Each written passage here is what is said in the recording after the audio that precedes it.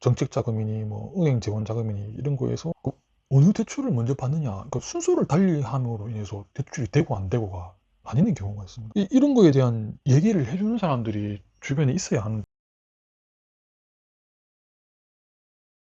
윤석열 정부가 이제 22년 5월 10일 날 들어왔습니다. 지금 2년 6개월 정도 됐나요? 예, 됐는데 이제 처음에 들어올 때 부동산 관련 규제가 너무 많아가지고 거기에 피로감을 호소하는 그런 게 많았죠. 그래서 대출을 예를 들면 금액별로 막 대출 한도가 다르고 종부세, 취득세, 뭐 양도세, 사실 해결된 거는 종부세 한 개 해결했습니다. 대통령령이나 시행령으로 뭐 해결되는 게 있고 뭐 또 어떤 거는 뭐 국회 통과를 해야 되는 게 있으니까 이런 건데, 제가 지금 우리 지금 제일 민감하니까 대출만 관련해서만 뽑아 얘기를 하면 5월 10일 날 들어오고 5월 30일 날 바로 생애 최초 LTV를 이제 80으로 확대합니다. 그전에는 70이었죠. 그러니까 그 생애 최초를 한번 찾아봤는데 이게 뭐 옛날부터 있던 겁니다. 한도를 늘렸다 줄였다 뭐 하다가 일단 윤 정부 들어와서는 처음 집 사는 사람들한테 보너스로 뭐 대출을 대준다 뭐 이런 이야기입니다.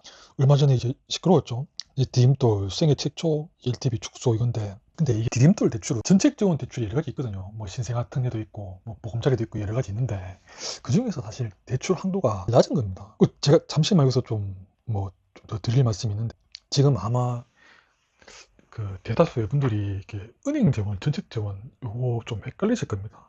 그런데 이거를 지금 제가 요 주제만 뽑아서 유튜브로 하나 새로 찍어야 될 만큼 양이 많습니다. 그래서 제가 추후에 지금 원래 오늘 이제 대출 실무 관련해서 좀 헷갈리는 부분 아니면 뭐 커뮤니티에 뭐 질문 많이 오는 거 이런 거 제가 모아서 이렇게 계획을 했었는데, 이게 지금 유튜브 해보니까 생각보다 시간이 많이 걸리네요. 그래서 제가 그런 걸 모아서 다음에 한번 제작하도록 하겠습니다. 그래서 지금 다시 디딤돌 대출로 돌아와서 이게 왜 서민 대출인 걸 제가 설명을 하려면은, 지금 만약에 서울에 이제 집값이 지금 뭐 신축 엔간한 거는 지금 다 뭐 15억 정도, 10억도 아닙니다.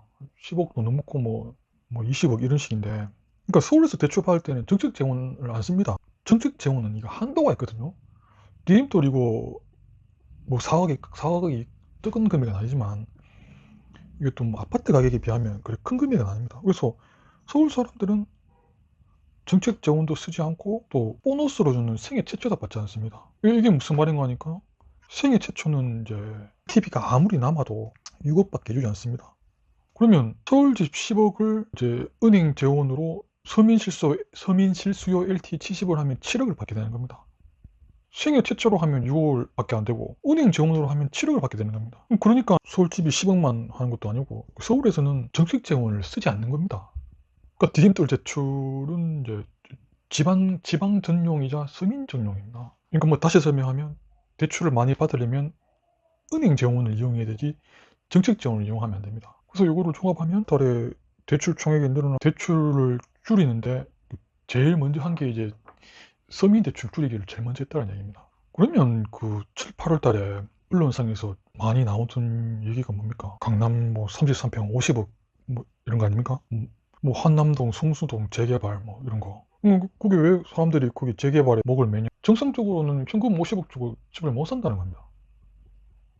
그러니까 이제 재개발 전문 용어죠. 오래된 빌라를 뭐 썩빌 이런 표현을 쓰는데, 이런 거 이제 10억 주고 10년 기다리겠다는 겁니다. 근데 또 여기가 또 이제 토지 거래허가 구역이 되니까 이런 데를 뭐 물건을 잡으려고 하면 이제 뭐 편법적으로 이제 뭐 해야 되는 거죠. 뭐 대출도 뭐 이금융으로 해서 뭐 아까 제가 말씀드린 후순위 담보대출 뭐 이래서 뭐 하여튼 복잡합니다. 그런데 이제 이런 데 이제 투자를 하게 되면 이런 데는 이제 1주택자가 아닌 거죠. 그러니까 모르겠습니다. 재개발 사놓고 뭐 거기 월세 넣어놓고 또 본인들은 다 내가서 월세 사시는지 잘 모르겠지만 이런 곳에도 대출이 엄청 일어났습니다.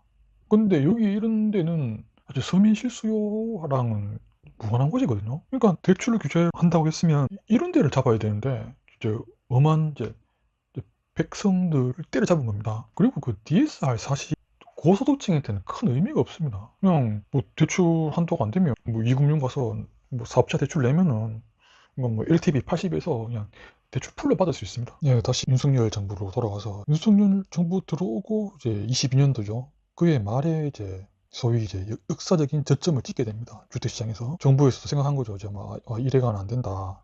이래서 이제 그 다음에 특례 보금자리가 나오게 됩니다. 제 주변에도 특례 보금자리를 받아서 자신의 소득보다는 좀 더 끌어들여 해서 이제 주택을 구입한 경우가 뭐 많습니다. 그 다음에 또 풀어준 게 오피스텔이죠. 그러니까 이게 제가 서두에도 그 DSR 산정 방법이 막 복합적인 요소도 많고 뭐 원금 분할 방식 이런 게 하여튼 복잡하다 뭐 그런 말씀을 드렸는데, 오피스텔 DSR 계산하는 방법이 이게 많이 불리했습니다. 신용대출하고 마찬가지고요. 그래서 윤정부에서 이제 오피스텔 DSR 산정 방식을 완화해서 뭐 좀 더 잔금 대출이나 이런 게 원활하게 했다.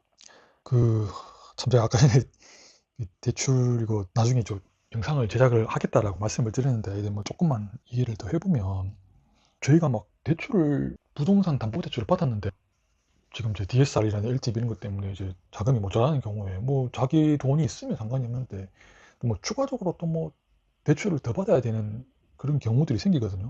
이게 대출의 성격에 따라서 뭐 정책 자금이니 뭐 은행 재원 자금이니 이런 거에서 어느 대출을 먼저 받느냐, 그러니까 순서를 달리함으로 인해서 대출이 되고 안 되고가 나뉘는 경우가 있습니다. 이런 거에 대한 얘기를 해주는 사람들이 주변에 있어야 하는데, 요즘 만약에 은행 가서 대출 심사 받았는데 뭐 은행에서 안 된다 그러면 그냥 안 되는 줄 알잖아요. 근데 이제 만약에 대출이 부결이 났다, 이러면 이제 좀 이제 대출 쪽으로 공부를 좀 하신 분들은 이제 부결날 이유를 물어봅니다. 그리고 또 어떨 때는 돈을 빌리는 차주는 아무 문제가 없는데 이제 은행 사정으로 대출이 안 되는 경우도 있거든요. 그럴 때는 옆에 은행 가면 뭐 아무 일 없다는 듯이 또 대출이 됩니다.